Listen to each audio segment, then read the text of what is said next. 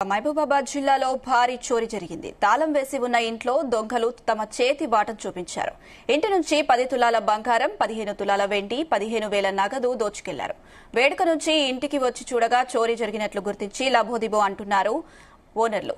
ఈ సంఘటన మహబూబ్ నగర్ జిల్లా కేంద్రంలోని నర్సంపేట రోడ్లో చోటు చేసుకుంది. కాగా కేసు ఫిర్యాదు మేరకు కేసు నమోదు చేసి దర్యాప్తు ప్రారంభించింది.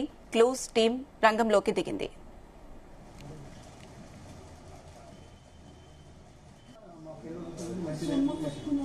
ముఖ్య శారద నా పేరు. నిన్న చిన్న గూడూరికి పెళ్లికి వెళ్ళాను. లాక్ వేసిపోయినాను, షాప్ లాక్, ఇంటి లాక్ వేసిపోయినాను.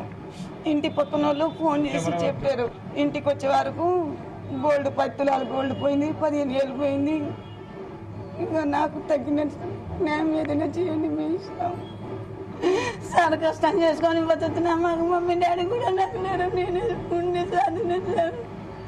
ఇల్లు కొందామని బ్యాంకుల నుంచి తీసుకొని వచ్చాను. అన్న లేడని చెప్పేసి ఇంట్లో పెట్టి ఊరికి నేను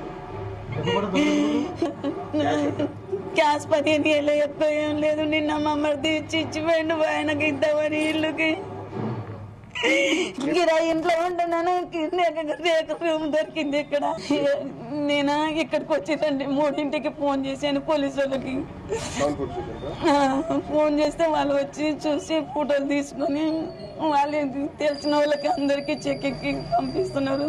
ఆల్రెడీగా చెకింగ్ నడుస్తుంది లోన్కి.